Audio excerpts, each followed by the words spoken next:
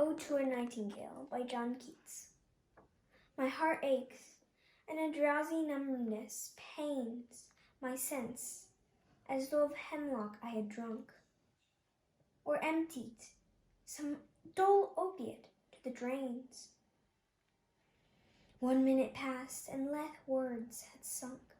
'Tis not, though envy of thy happiness lot, but being too happy in thine happiness, that thou, light-winged dryad of the trees, in some melodious plot of beechen green and shadows numberless, singest of summer in full-throated ease. Oh, for a draught of vintage that hath been cooled for a long age in the deep delved earth, tasting a floor in the country green, cooled a long age in deep delved earth, tasting of flora in the country green, danced in provincial song and sunburnt mirth.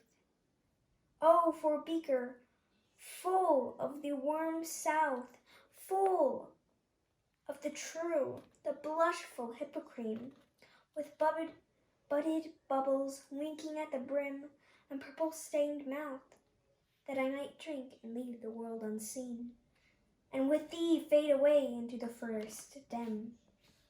Far, far away, dissolve and quite forget what thou among the leaves hast never known, the weariness, the fever, and the fret. Here, where their men sit and hear each other groan, where palsy shakes few, sad, last gray hears.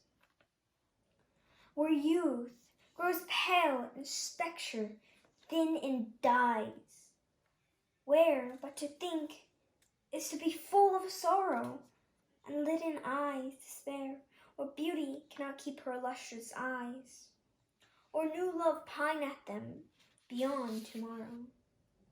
Away, away, for I fly to thee, not charioted by Bacchus in his parts, but not the viewless wings of poesy, though the dull brain perplexes and retards already with thee, tender is the night, and haply the queen moon is on her throne, clustered around by all her fairy stars, but here there is no light, save what from heaven is with the breezes blown through vendrous glooms and windy mosses ways.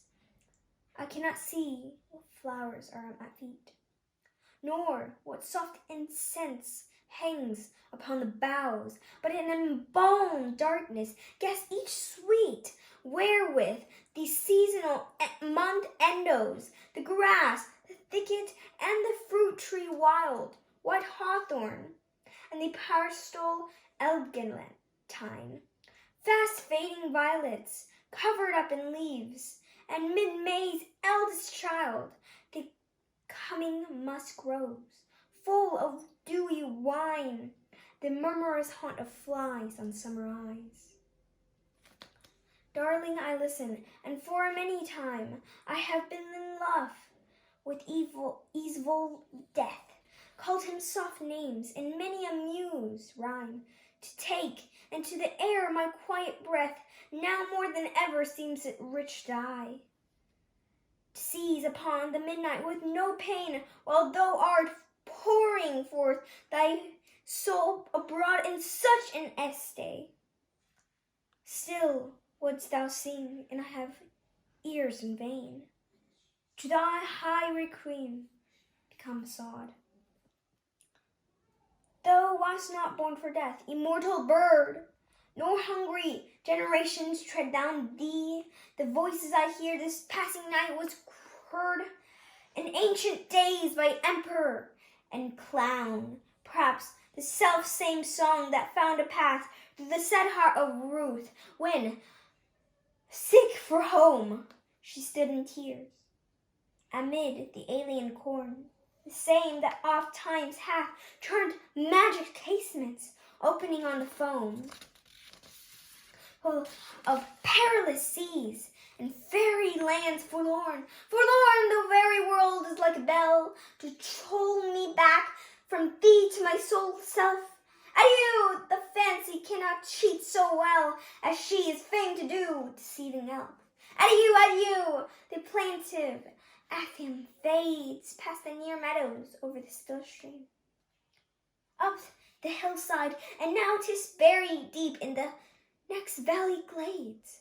Was it a vision or waking dream? Fled is that music? Do I wake or sleep?